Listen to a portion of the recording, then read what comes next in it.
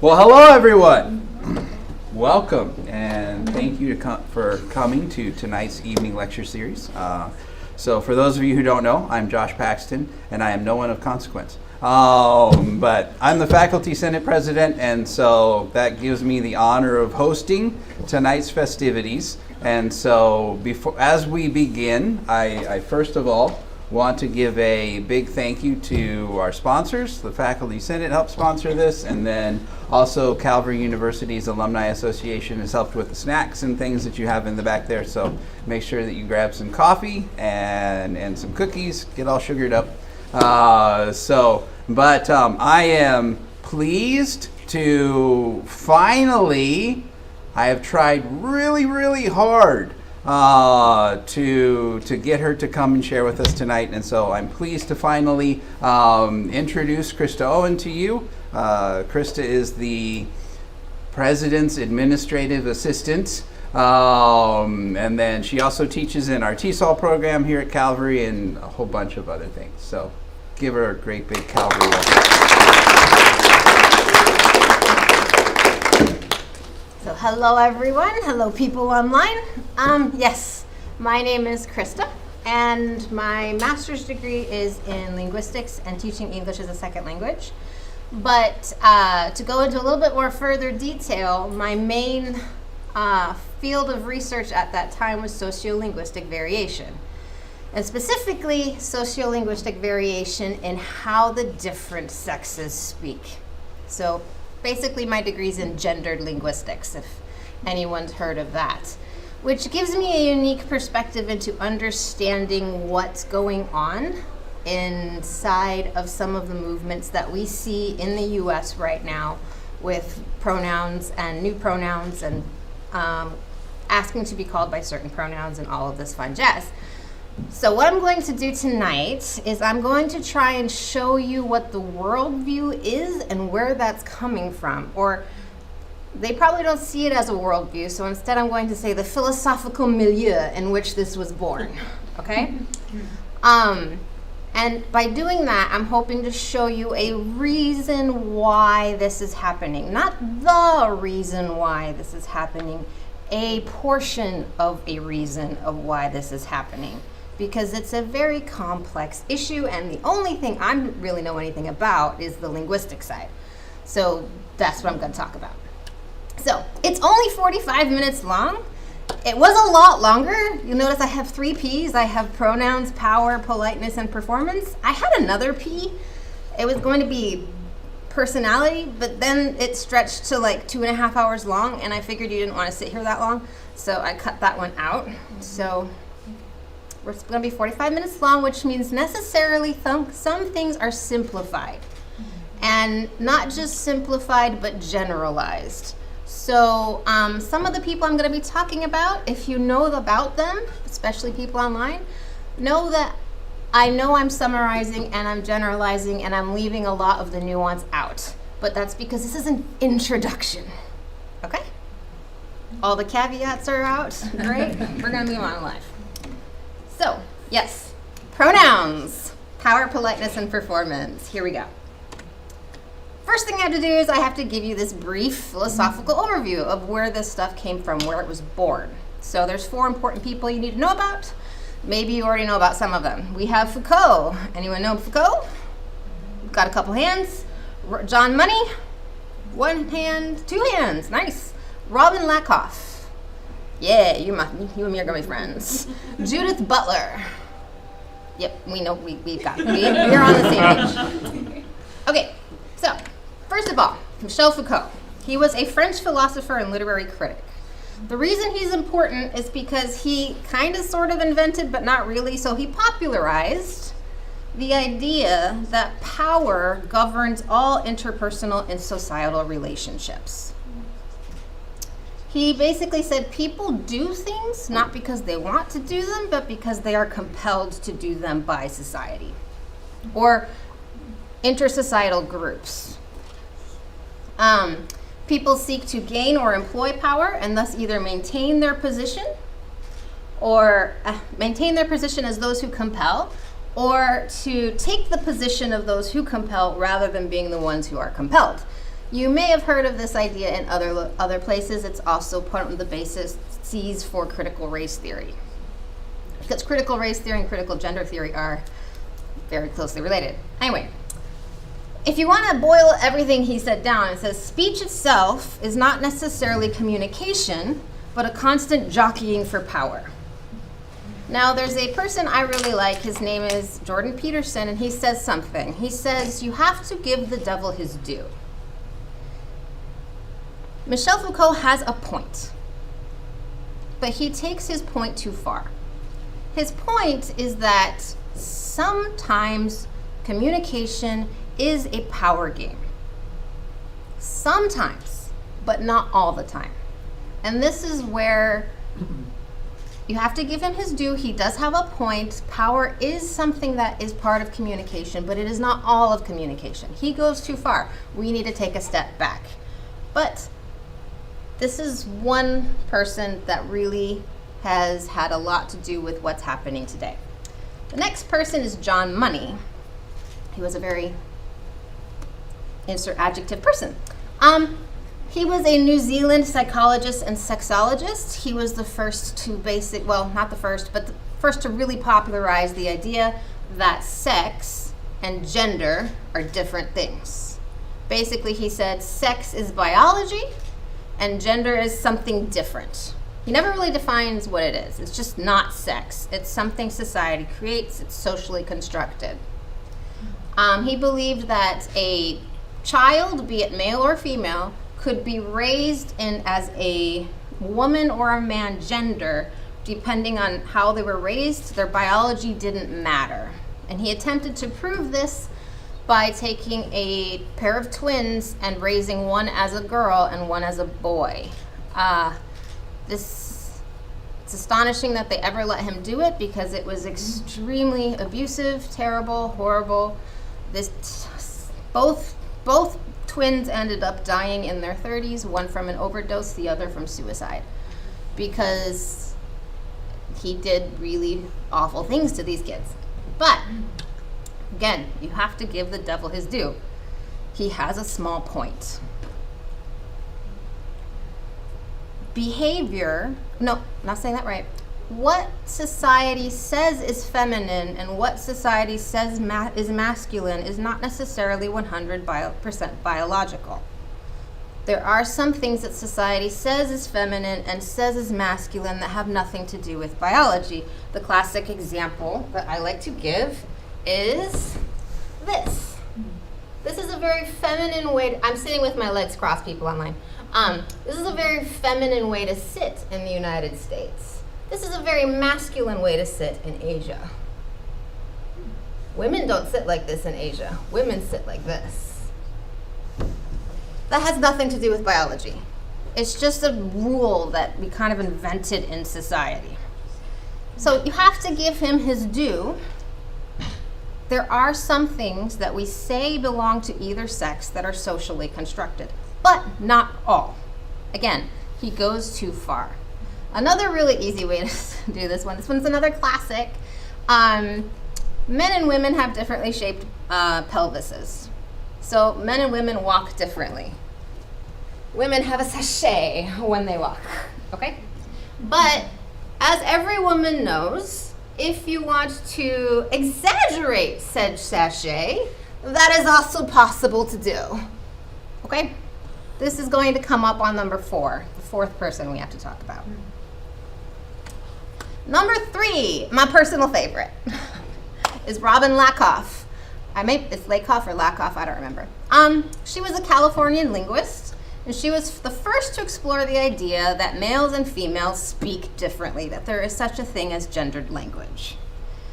She did qualitative research on herself, and she came up with basic claims that females are indirect when they speak, that females all apologize more, that they speak less than males do, that they are more polite, that they interrupt less, and they are hypergrammatically correct.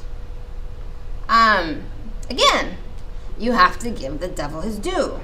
Men and women do speak differently in some situations. I saw people were laughing at women speak less, right? Okay, I saw some laughter going on there, probably some giggling online, but it's actually true. Women speak less in public. Women speak more in private. There's a great study out there done by Mel et al. Well, has anyone heard women speak 25,000 words a day and men speak 10? Yes. Total lie. Total lie. It was made up out of her brain and there is nothing backing it up. Mel et al. Did a great study where they attached a voice recorder to several hundred to a couple thousand people and in college, male and female, and they counted all the words they said for a week. And then they averaged it out, and men and women have no discernible differences in how many words they speak per day. There's no statistical difference. What is different is women speak more in private, and men speak more in public. Why? There's lots of theories. We don't really know why yet. But, so while her research has been debunked, well, all of them have been kind of debunked. Our more polite part is kind of true, but not totally true. The interrupt less depends on what you mean by interrupting. Do you mean like cutting someone off and not allowing them to finish speaking? Well, in that case, in public, men do it more. Sometimes, not always. But if you mean speaking at the same time as someone else, I hear more laughter. Yeah, women tend to do more of what we call back channeling, at least in this culture, and definitely in private. Notice how I'm adding all these caveats. That's because linguistics is not simple. It's not black and white. It's nuanced. And so, again, you have to give her due. She did notice something. And she made a bunch of claims that were later debunked, but she started a whole new branch of research. And now we have new theories. We have politeness theory thanks to her. We have all sorts of stuff going on thanks to this thing that she started rolling that is now getting bigger and bigger and bigger. But, so, she's important to know about. Now, the fourth person is Judith Butler. Judith Butler put all the three other people together into one glorious combobulation of ideas. So she is an American philosopher and gender theorist, and I believe also a literary critic, although I can't remember. And like I said, she stuck the other three together. So in her thing that she created, sex is biological, gender is behavior. And behavior is socially dictated. So remember that whole power thing coming in. Society is like, it includes things such as a system of different speech patterns for males and females. It includes things like sitting with your legs crossed. It includes all kinds of stuff. It's behavior. And she called this performance, gender performance. Now, the sachet I was talking about. What Judith Butler would say is that, yes, men and women are built differently, so our hips work differently, and so you walk slightly differently. But if you accentuate that walk, you are now performing a female gender, and you're doing it in order to achieve something. You're doing it in order to get something. Classic example, the sachet, you accentuate it because you want the male that you're trying to attract to be like pretty. Some other ones that you have is, it's an example called buriko in Japan. And it's where you start to speak in a higher register because you really want that person to like you. And you add a whole bunch of upward intonation because you just keep wanting to bring them in and you just want to keep talking with them and have them really you really want to get that job, and this is how you would talk. That's buriko. They're performing a hyper-feminine gender, is what she would say, in order to achieve something. They want the job. They want a raise. They want their boss to stop picking on them. They want to get something out of this social transaction. She has a point. Women in the room, have you ever changed the way you spoke to someone or the way you stood with someone because you like them? We have the one who's like, yeah. How about men? Have you ever changed the way you stood or walked or lowered the tone of your voice in order to try and attract someone?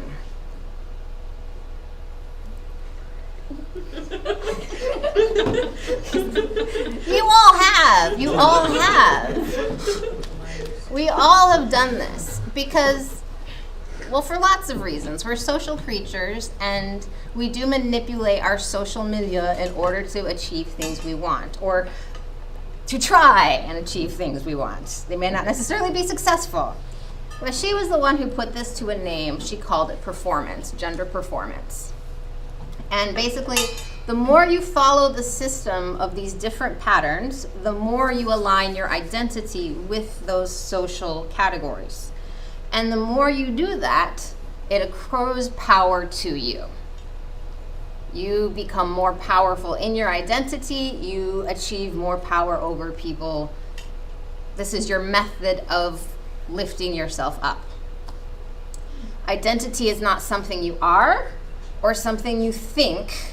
It is something you do in order to get something or achieve something. This is the philosophical milieu that all of the gender stuff that's happening in the US right now was born in. This is this is what is being taught to them in school. This is the way in which they view the world. It is a power dynamic everywhere, constantly, all the time. And so they choose to act based on this worldview. And now we're going to explore, well, we're going to explore later why they're doing it. But that's to give you the backdrop of the philosophical side. Next, we're going to do the backdrop of the language side. And these two things are in tension. They're actually working counter to each other. So, pronouns. Everyone likes pronouns, right? Yeah. Okay. So, pronoun review of the familiar. The thing we all know. What are pronouns? They are words that take the place of a noun. We all know this, right? My linguistics students are already like,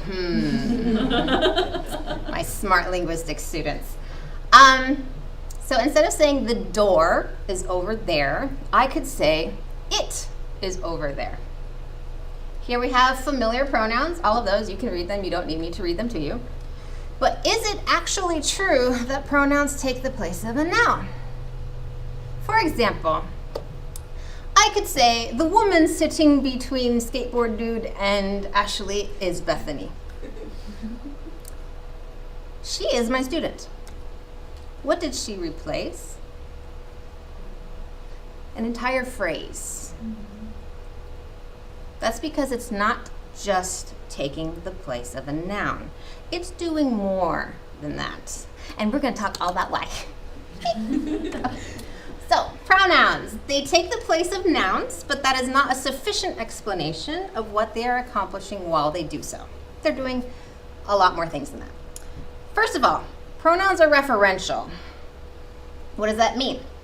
It means they cannot be understood unless everyone in the conversation knows what they're taking the place of. For example, if I put my hands down here and close my eyes and say, she's the most beautiful woman in the world, who am I talking about? You have no idea, because I'm not giving you any hints.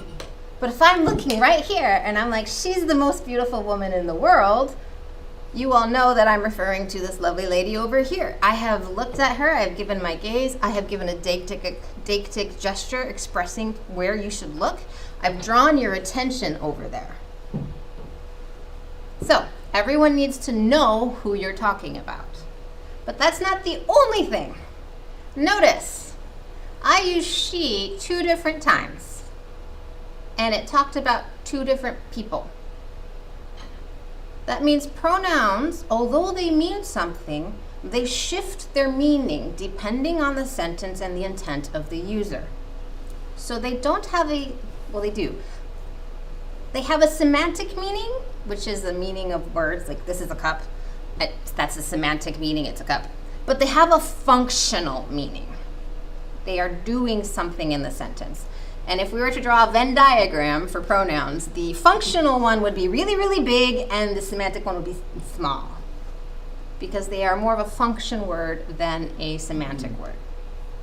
Okay, so yes, I said the same thing only with different examples. Pronouns refer to things that you cannot understand unless everyone understands what's going on, the context of the conversation, and they shift meaning depending on where and when and how they're used. That's important. Okay, let's add even more complexity. A pronoun tells you a lot of things. It tells you a lot more than you think it tells you. One thing, it categorizes the world in different areas, in different ways. Pronouns differentiate sexes. This is the one that everyone's really big on today, but this is actually a minor thing that they do. They differentiate into singular or plural objects. You know how many people or how many things you're talking about. They differentiate between animacy and inanimacy. They differentiate who or what is doing the action and who or what is receiving the action. And they also differentiate distance. And this is an important one. Pronouns differentiate the distance between the speaker and the referent in physical terms, and as in how far they are away from the speaker. But they also give you metaphorical distance, which could be time. You could use it that way. Or it could be involvement in the conversation. Or is the person that I'm talking about or the thing that I'm talking about here in this space? Is it here in this conversational context? Or is it here in this same social status as me? Pronouns do all of that simultaneously, which is pretty darn cool. Okay, so here are some less familiar pronouns. Who, whom, which, what, these, this, that, these, those, there, here. Have you ever thought that those were pronouns? Oh, we've got a nod. Yes, they are sometimes. So, concrete examples. Trying to explain this. We have a sentence. It is that. What on earth am I talking about? You haven't the faintest idea, but you do. You know that I'm referring to something that is not human. You know that what I'm referring to is not animate. Because it could technically have been a cat or something.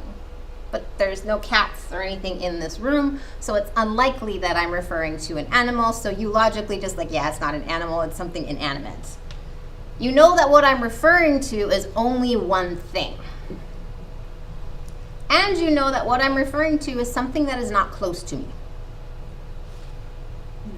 You know all of those things just because of the sentence has it and that in there.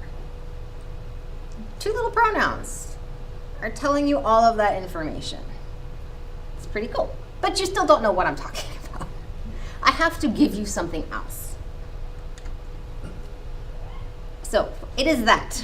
For you to decode exactly what I'm referring to, I have to give you extra information. I have to give you some kind of indication.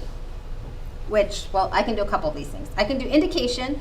I can direct your attention to something using a gesture or eye gaze. So if I'm like, it is that, what is it? It's her bottle. Because I looked at it, it's really cool. We use our gaze to grab the attention of the people and force them to look at what we want them to look at. Sorry, I'm going to use an example. We have a lovely baby boy at my church, and he's just figured out the art of indication. And I love watching him do it because he's, how old is he? Like 18 months? 13 months. Oh, he's so smart. And he's just like, ah. And all the adults go, ah. And then he's like, ah, and all the adults go, ah. And he has figured that out. And to him, it is a great game, and it's awesome to watch because it is how we work. As we talk with people, we are directing their attention somewhere. You can do it through your eyes, you can do it through your hands, you can do it, if you're from South America, you can do it with your lips. Totally fine. You can do the chin point. I do that. It's kind of annoying to Americans, but I do it anyway. I grew up in a different place. Shout out Ecuador. Hi. All right. So you can do it through indication, but you can also do it with contextual information. So, for example, it is that is the is the thing that is in front of the woman who I mentioned earlier.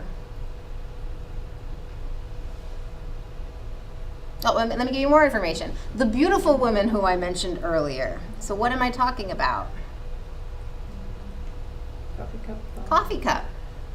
Because you all know the conversational context. You are able to interpret what I'm talking about. You have to have one of those two things, or both of them, in order to interpret pronouns. That's a very, very important concept. Seems easy. You do it without thinking about it. Has anyone thought about pronouns to that extent before, besides me? Yeah, I didn't think so.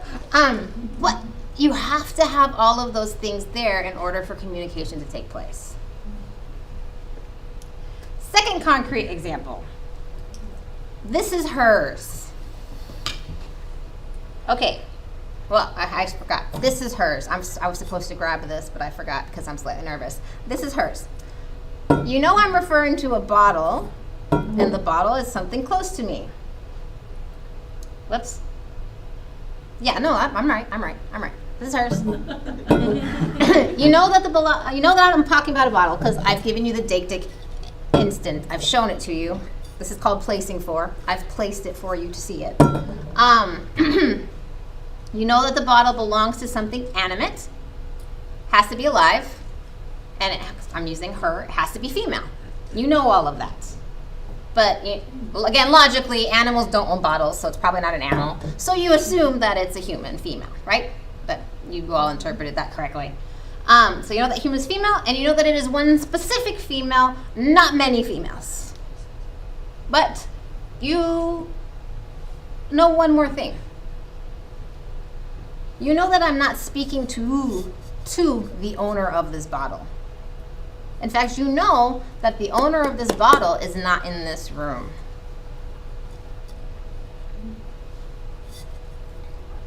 How do you know that? You know that because I'm speaking to you all. I'm speaking to a collective you, and I'm like, this is hers. It can't be anyone in this room. It can't be someone that is involved in this conversation because hers is distancing.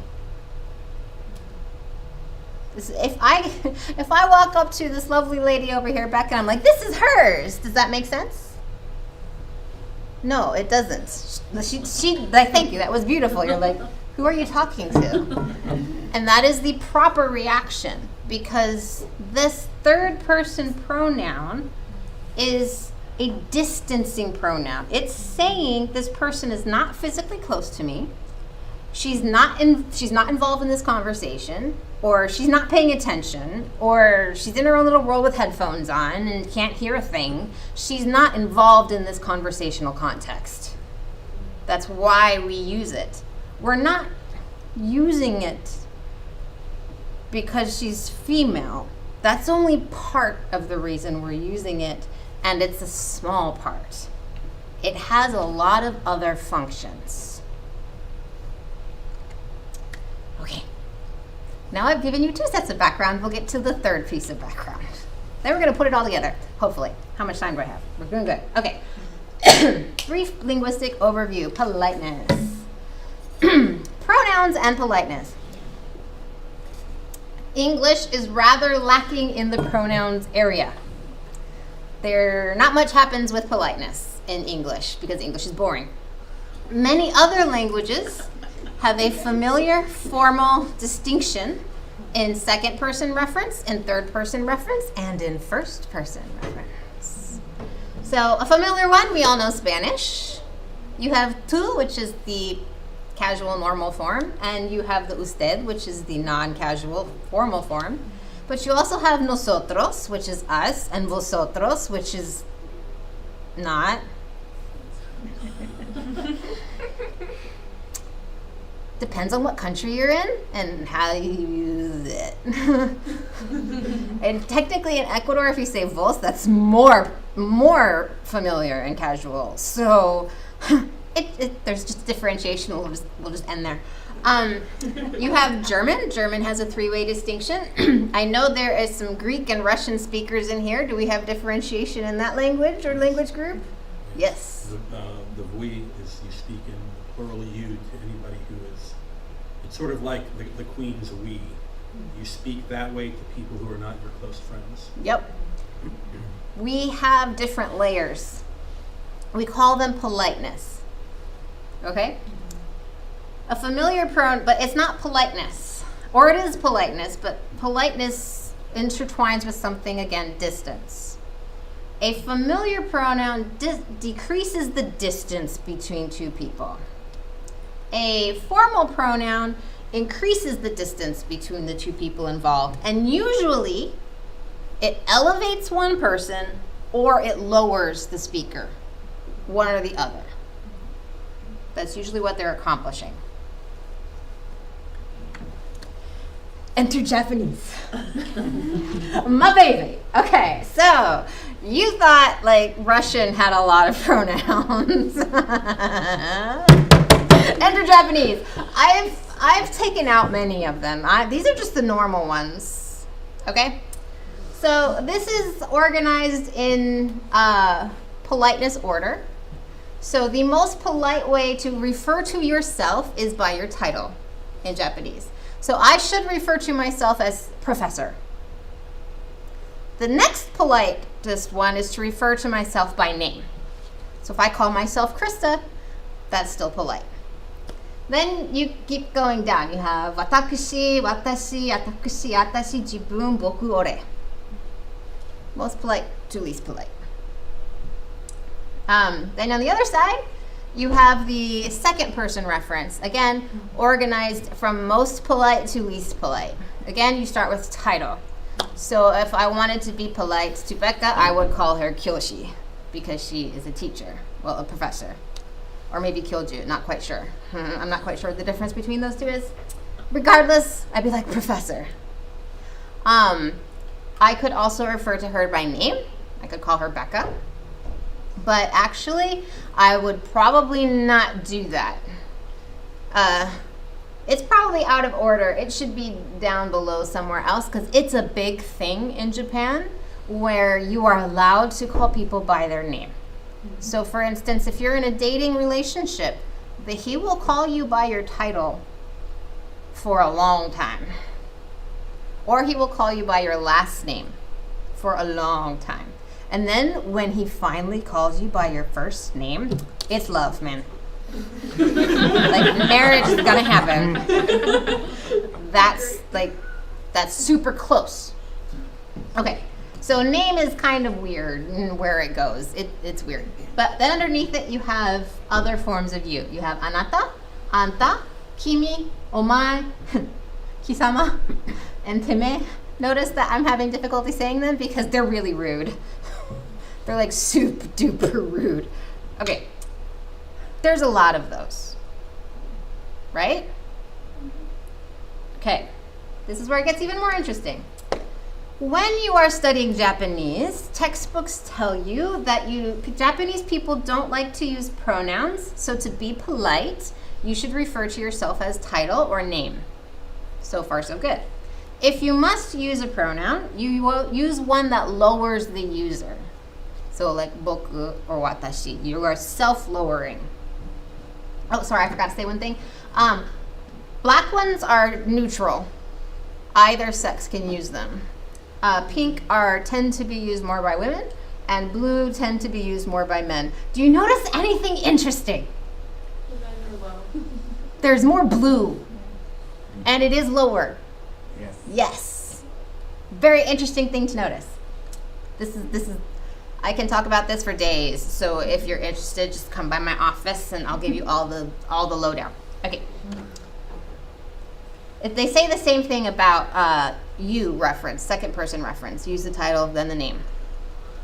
But what actually happens? Did I go backwards?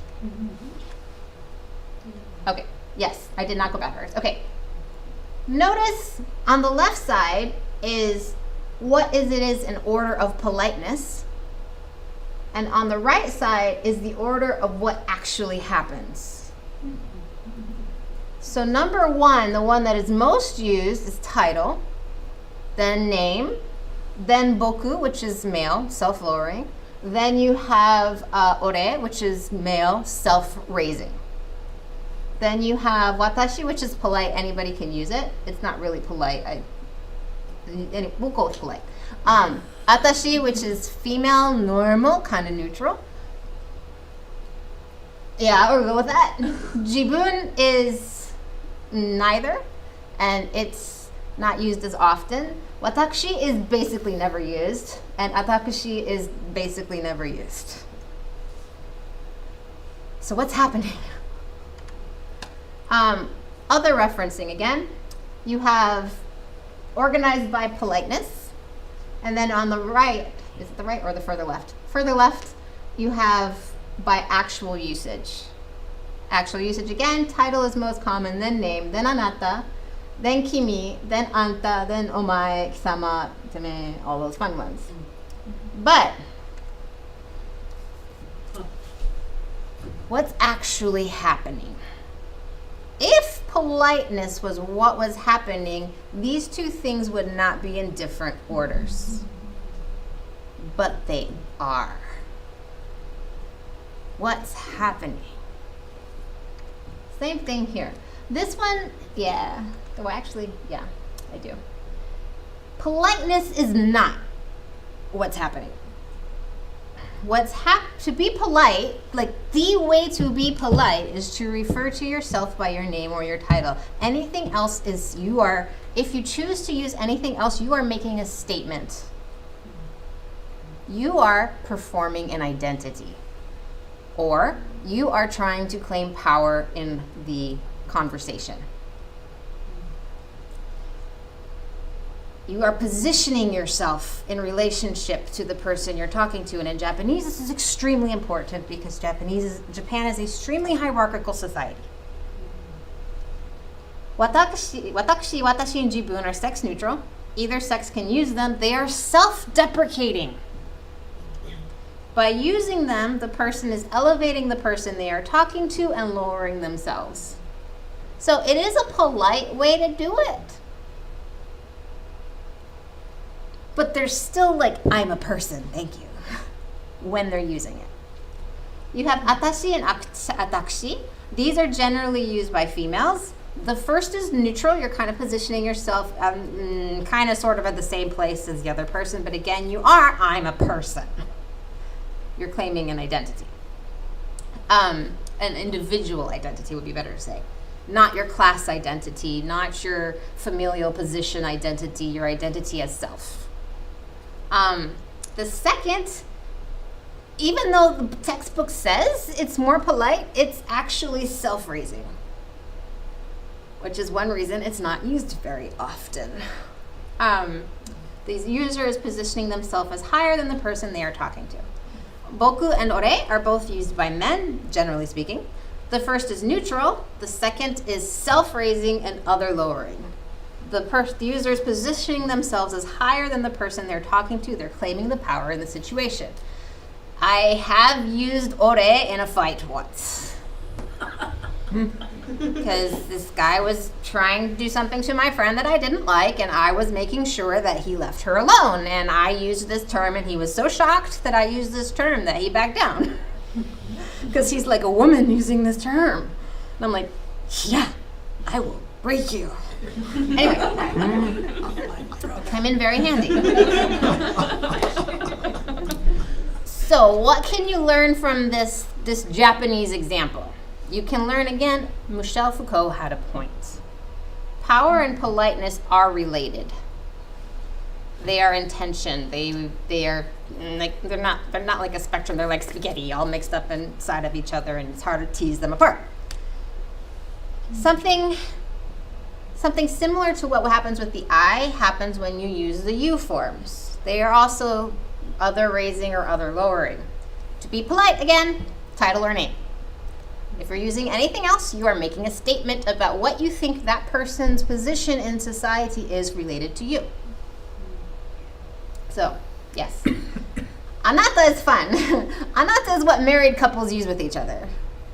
And usually what the wife will say to the husband. So it's its own separate thing. We're not really going to deal with that. Kimi is what males use to females, or superiors use to underlings that they are mentoring, or teachers to students. It's a close relationship, but it's a above to lower relationship. Again, Japan is based on a lot of Confucianism, so you can see this play out in society in interesting ways. Anta is what females use to position themselves above someone else. It's other lowering and them's fighting words. And then the three there. Omae, kisama, and teme is what males use to position themselves above someone else. Each of these is other lowering to a progressive degree. So if it's like omae, it's like, ugh. If it's like kisama, it's like, ugh. And if it's like teme, it's like, ugh. It's low. You will hear children do this stuff a lot. You don't hear adults do it much unless it's like, it's on. Because you have to socialize kids, and adults have filters, and kids don't. So it's fun to watch the kids talk to each other. Right. So I think one of my slides got deleted, but that's okay. I want to check. So one of my slides did get deleted. It's okay. It's called being adaptable. Right? Yes.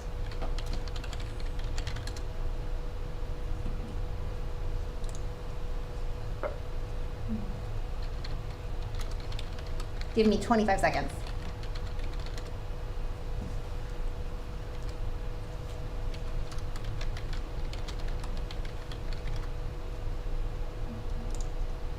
This is why I should have checked my slideshow beforehand. You'd think I would have been that professional, but no.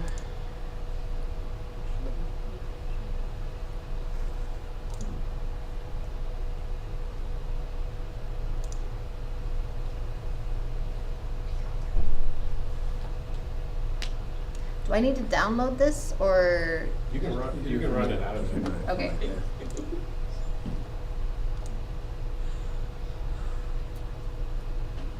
Oh no, it's gone here too. Okay. Not sure how that happened. I will wing it. Okay. Okay. So that's Japanese. But it tells us something about English too.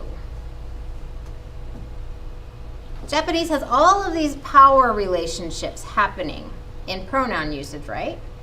But notice what pronouns it's happening on. It's happening on first-person pronouns and second-person pronouns. You position your identity yourself with how you speak and how you speak to others. But English only has I and you. So how do people in the US go about positioning themselves with power? How do they go about claiming an identity of I'm better or higher or more powerful than you? They're doing it with third-person reference.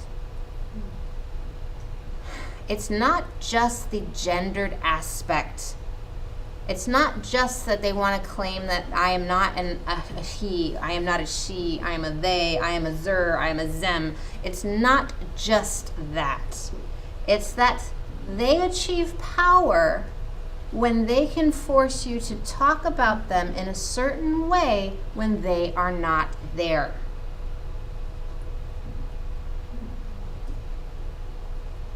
Is that the reason that they're doing it? No. Is it a reason they are doing it? Yes. Whether or not they even know it, they're grown up, they've been taught, they've been mentored, they've been established in this worldview that power is the only thing that matters.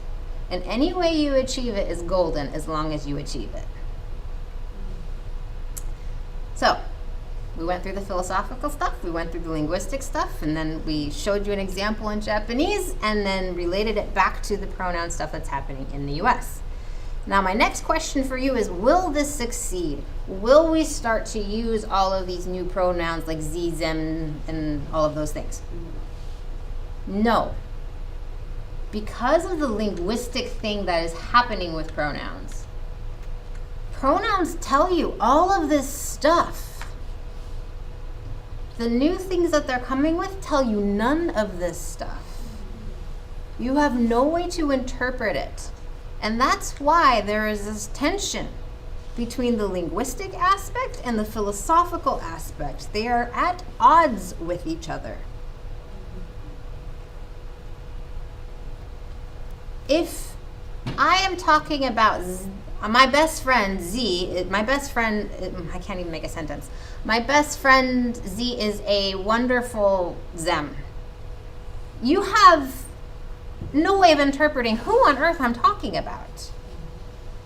The only way, and that goes against everything that a pronoun is. Pronouns are understandable because people know the context and who it's referring to, who or what it's referring to. But you have no idea who that is. The only way you could know is if that person came and introduced themselves with those things. And then you would know those things refer to that person. It becomes a name at that point. And then the next person comes and says the same things apply to them, and now no one knows what's happening, and that's why they keep on inventing new ones. Because they give you no contextual information by which to decode who or what is being talked about. So, did I finish it up? Perfect timing, go Krista. That is my presentation on pronouns. I'm sorry that this got deleted somehow. It's probably my fault. I think what happens next is that questions happen next. Does anyone have questions about pronouns or philosophy? Don't ask too much about Foucault because I probably can't answer. So in the Japanese pronouns, in the structure, for the politeness structure, are all of those, I'll use the word maybe out of context a bit, are all those, like the ones towards the bottom, the most deprecating, are all of those actual words, or does that start to blend into expletives and slang? They're words. Okay. But good point, thank you. I was not quite clarifying enough. The ones that are other lowering, they're power pronouns. You're raising yourself and you're lowering someone else. Those are fighting words. A great example is you'll have someone switch pronouns inside of a single context. Sometimes inside of a single conversation, sometimes inside of a single sentence. The best example I have is from my research. There was a nun, her name was Sister Snake, and she always referred to herself as Sister Snake. Until this guy came and tried to take away her little area. And then she switches. She no longer refers to herself as Sister Snake. She refers to herself as Atashi, because she's like, yo, my area, not your area, get out of my space. She's laying claim to a more powerful identity. And actually, this is really cool. So you see how I have it written in 3 different ways? It's because Japanese has 3 different orthographies. It has kanji, hiragana, and katakana. Kanji is an ideograph, hiragana is a native Japanese writing system, and katakana is the way it's said in the textbooks, this is the way they write foreign words. Lie. Well, not total lie, but lie. depending on how it's written, raises or lowers the politeness and power level. So sometimes you'll have the same character refer to themselves as ore with the kanji, and then they get in a fight and they switch to the ore with the katakana, the third one, the straight line looking one, because that one's more powerful looking. And because it's more powerful looking, they accrue power to themselves. They're going to win the fight. The fight is more fighty. It's aggressive. Of course, that doesn't matter in speaking, but in writing, it matters. So good question. Any other questions? Go, Tim. So, I'll try to make this as brief a question as I can, but we know, like Sapir-Whorf hypothesis, Yep. language and culture are connected. So the way pronouns are used reflects the language. What English pronouns have become in the United States, especially compared to how they were used in Shakespeare's time, for example, right? We have even different pronouns now, and they have flattened the power structures because of informality. Yep. One thing that I've had difficulty coming to grips with when I came back from Russia was it was very refreshing to be in Russia in a culture where you always knew where you stood with other people because of the pronouns that you used. Yes. And you would use the formal. I would use the formal with all of my colleagues, and they would use the formal with me. And about a year, I remember about a year after I was there, I had a colleague, we were in the break room, and we were talking, and I referred to him as we, and he said, should we perhaps switch to T? And that was the signal that you are now in the friend circle, which came with a whole different set of responsibilities and obligations, as friendships are high obligation. So here's my point, or my question. My question is, does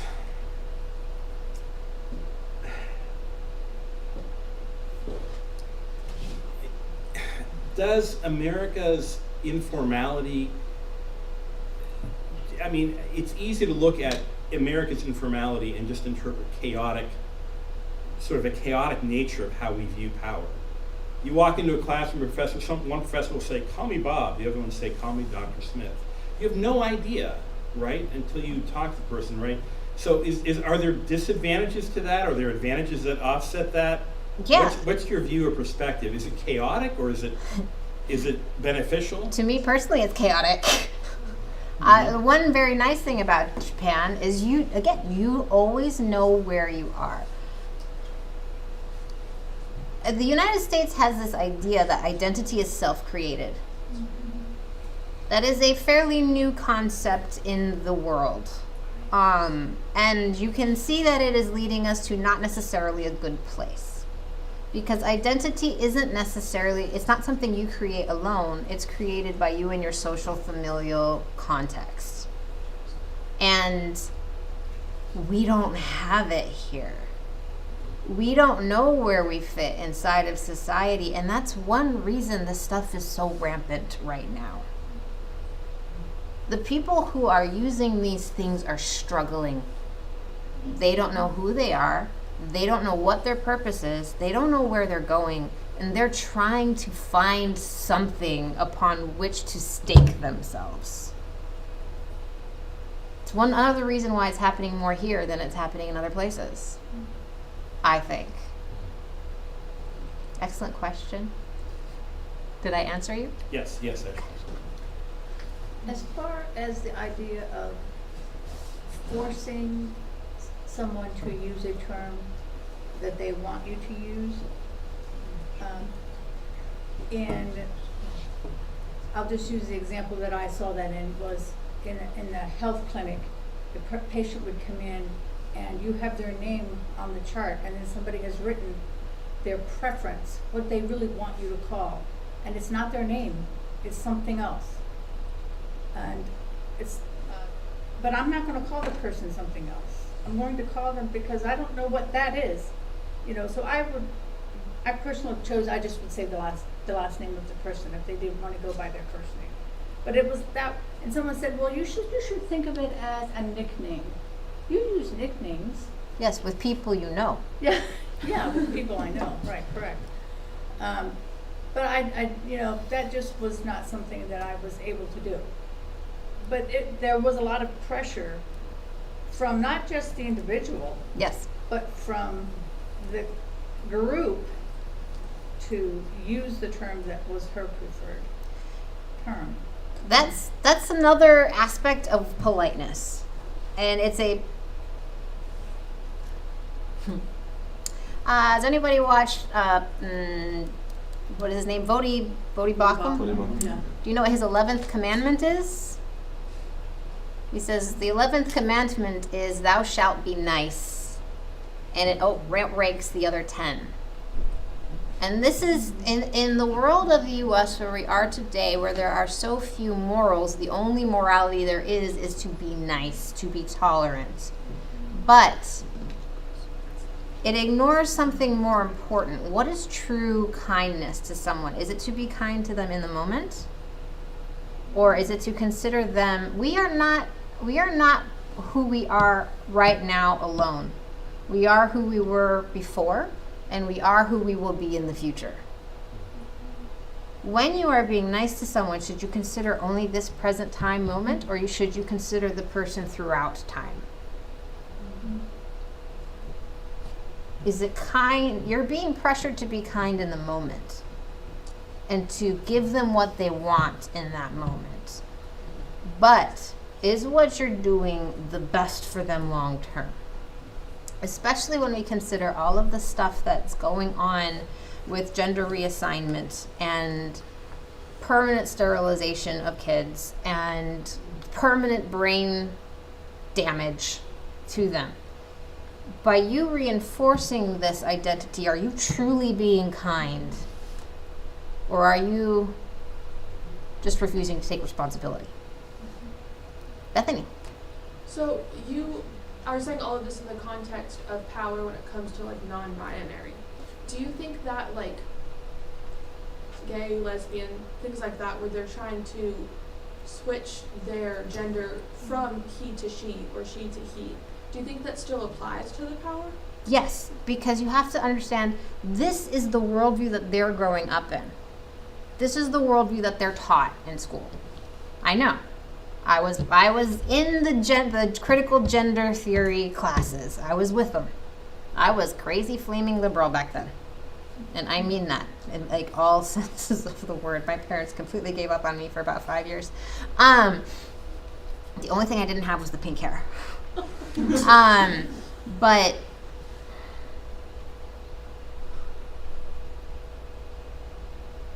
their way of interpreting the world is that everything is a power game. It's how they act is power, how they speak is based on power, and if they don't grab the power, someone else is going to grab it and use it on them.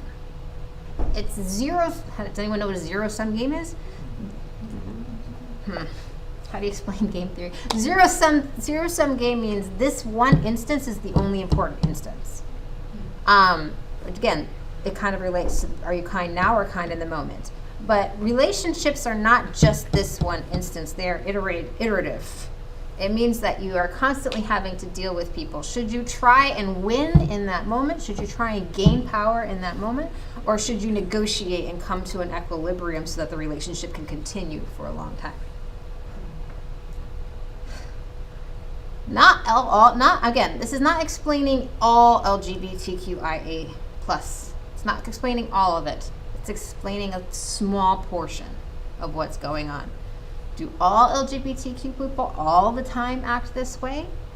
Or act in this for this reason? No. Sometimes? Yes. Does that answer your question? Mm-hmm. So, English is chaotic in terms of pronouns, which opens the language up to these kind of issues. What about other languages where it's not as chaotic, it's more well defined, like Japanese? I'm familiar with German, like let's see. What is happening in those languages? Not as much. Okay. Japanese is actually, some would argue Japanese is more chaotic than English. I'm giving you a simplified version.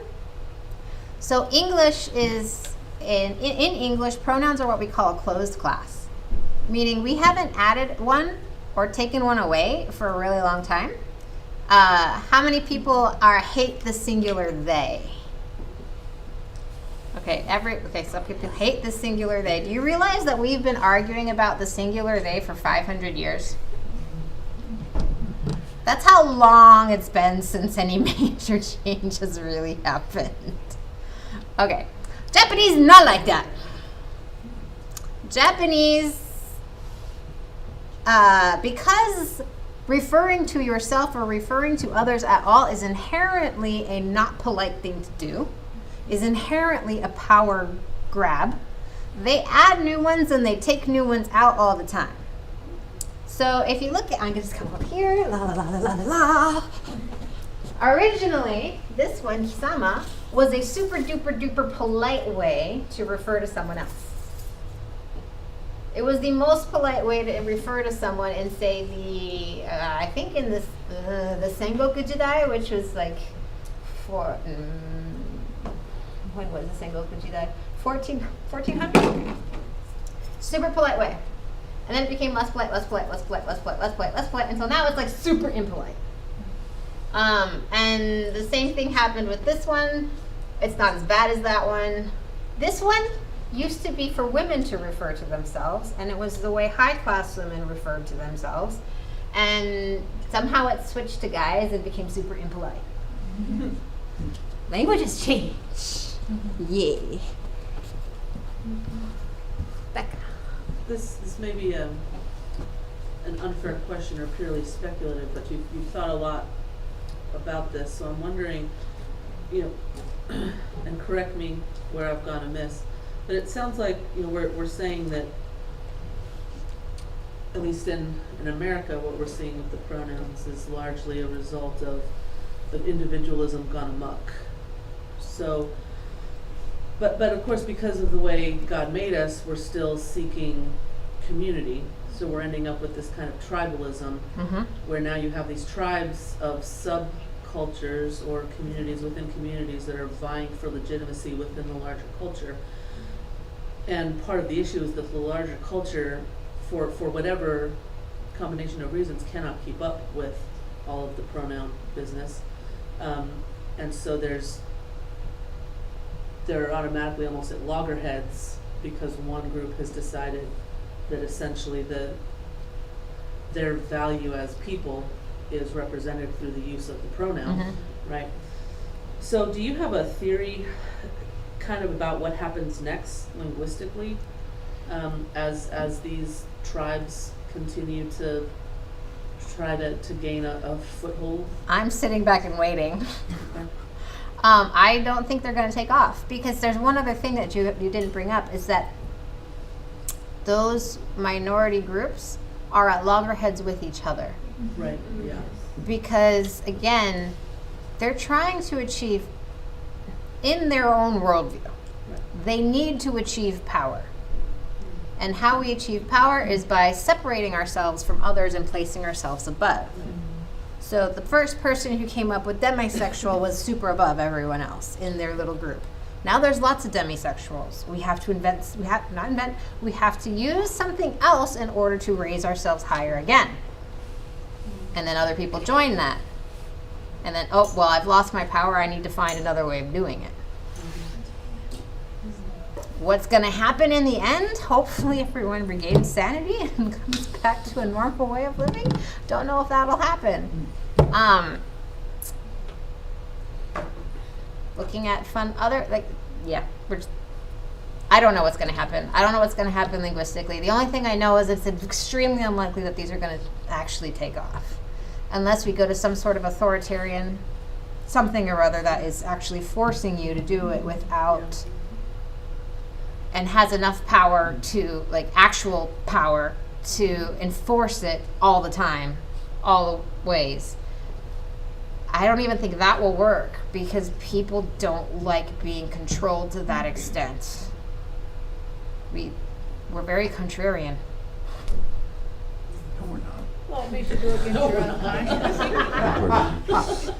I mean, about the only possible way forward would be if the languages were to separate into individual, different language families, just like English is a Germanic language, but about the only way that would happen is if, The frankly, there was violence and the internet went away. A separation of, okay, you go live over here and we'll go live over here, and then we're allowed to speak our own way and develop our own culture and not interact with each other. Which is, Because language arises from communities of use, and this Yep. is why I'm not so worried about this. Even in Right. terms of gender identity, it strikes me as much argumentation as we have. I walk into Target, I walk into Walmart, there's a men's section, there's a women's section. Yeah. Nobody gets upset by it because everybody knows. Everybody knows inherently. It's just a You know, game. it's just, this is just a it is a game. that's being It's a played. power game. But it's fascinating to me that in the commercial sector, there's not like there are still those distinctions made. In order for these pronouns to come into wider use, the way languages develop, they would have to be used by the majority of the community, and that's just not It's going not to going to happen because they're not performing the functions that So, pronouns exist to perform. and it makes you, in a way, pity people who feel like this is their only way of affirmation. They're just going to just keep squeaking shrilly to a group that ultimately is not going to conform. Right. And it's just a wasted energy. Conformity, however, sometimes cause lack of conformity comes at a high price. I'm thinking of the French Revolution Yep. as an example. We have government entities today who require people to identify their pronouns. Mm-hmm. So I get emails all the time from various organizations or outfits, and they've got all the pronouns here because they're forcing people to do it Mm-hmm. as a matter of employment. Mm-hmm. If the next step would be an authoritarian operation where you're forced to do it, Mhm. then that gets to, okay, so who's going to do this or not? Yeah, and there's only so much people can take. Yeah. It's like you look at Soviet Union. It was an extremely authoritarian one, and they succeeded in changing the language for a time. And it's not changed anymore.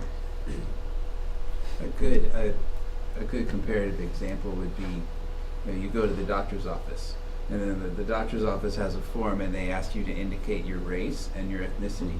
But if you actually know what those two terms stand for, and you look really hard at that form, you realize they're backwards.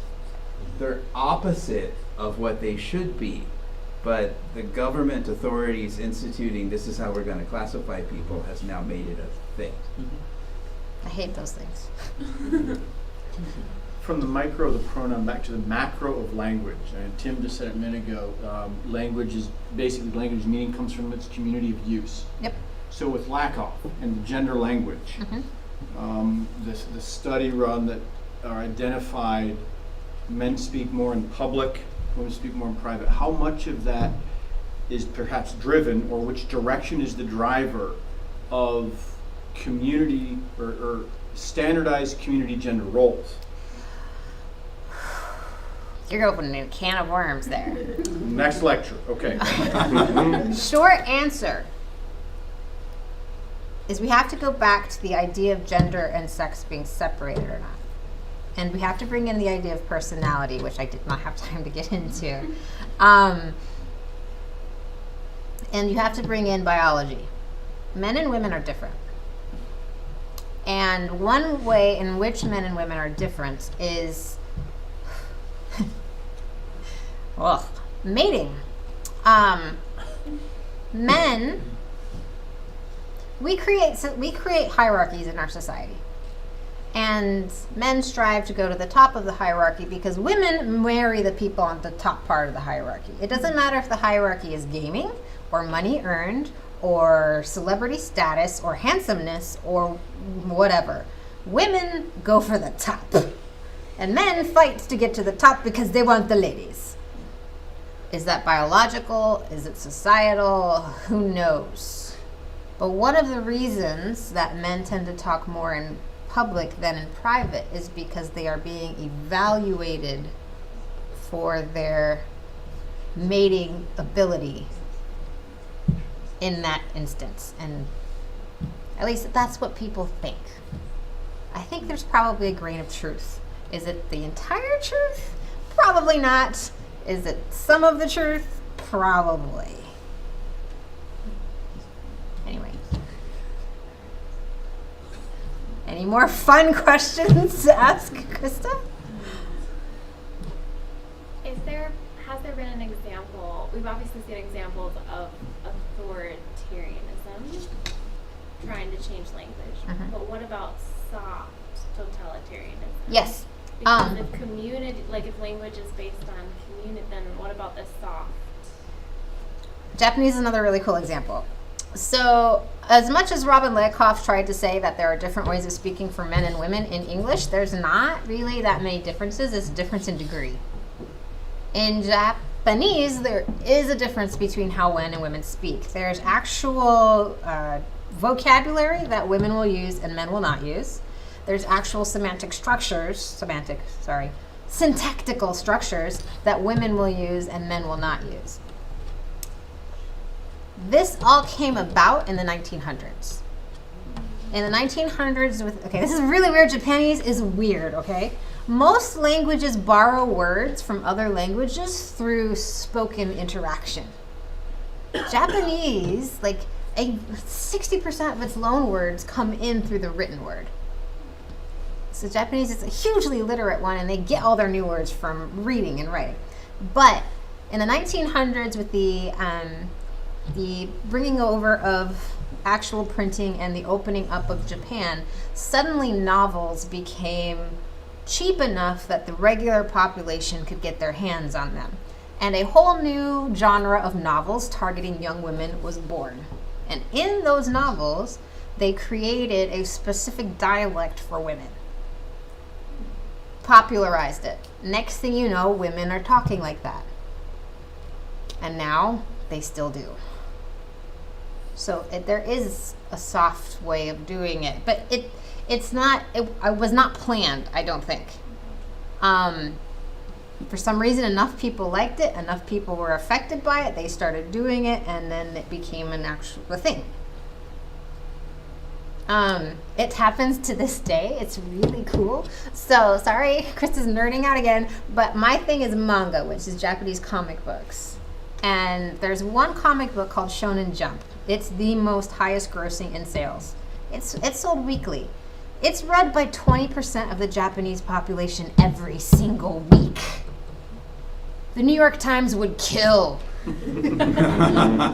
They would literally kill people to have that kind of distribution. And you can trace certain societal trends based on that magazine. So when they were publishing something called Hikaru no Go, which was a manga about Go, a kind of Chinese chess kind of thing, Go schools popped up all over Asia. Suddenly everyone was learning how to play Go from this magazine. When they published Slam Dunk, basketball players shot up to the ceiling. When they published Tennis Oji-san, Prince of Tennis, tennis playing shot up. It happens with language too. So, if anyone's seen Naruto, have you heard datebayo? Naruto has this way of ending his sentences that's nonsense. He says datebayo. It's complete nonsense. The writer invented it. To this day, if you're wandering around, you'll hear someone use it. Maybe they're using it ironically. Maybe they're using it to make a joke. But they're still using it. And it's like, poof, from a book. It's so cool. Anyway, sorry. I'm better now. See, it's one thing to popularize things like that are just like trends that everybody could jump onto, right? It's another thing, and this is why I just don't think the propaganda will work. And as much as the engine is trying, it's another thing to try to get people to change their whole view of gender reality, and it's just not working here in this country. I just don't. I mean, there are a lot of people who think, oh, it's all taken, but I think you're buying into the propaganda machine. And the backlash is happening. Right. Another good thing to think about is the number of lawsuits that are going to be hitting all of these gender reassignment clinics is going to be astronomical. And it's going to happen because you are permanently sterilizing children. And they have no capacity to understand that. And once they do understand it, they're going to be ticked. It's already happening in England. They've already shut down the clinics there. It's gonna happen here too, because it's vile and it is so utterly damaging. People aren't gonna keep quiet about it forever. Coming to this with an attempt to have a biblical worldview. When we are actually encountering someone who is pushing us to use these strange pronouns, what do you advise? That's the one reason I really struggled. I'm like, should I even talk about this? Because I'm not showing you a way to argue with them. You explaining this to them is not going to help you change their mind in any way, shape, or form. When you're dealing with a person who is wanting this, I've handled it in various ways. I only refer to them by their name. That's the easiest one. I have sat down and explained to one that I am not going to do this, and here's the reasons why. And other ones, I have just avoided that person because I have not been able to have a sit-down kind of conversation with them, and because they're so militant about it. This is not for you to help you deprogram someone. The only way you're going to do that is through a lot of love, a lot of care, and a lot of patience and compassion. And you have to build the relationship before you can do anything to get that level of trust. What it is for is to help you talk to someone who's on the fence, to explain what's going on, and maybe also help them see why these people are doing it. It's a struggle. Like, they're doing it because they're hurting in some way.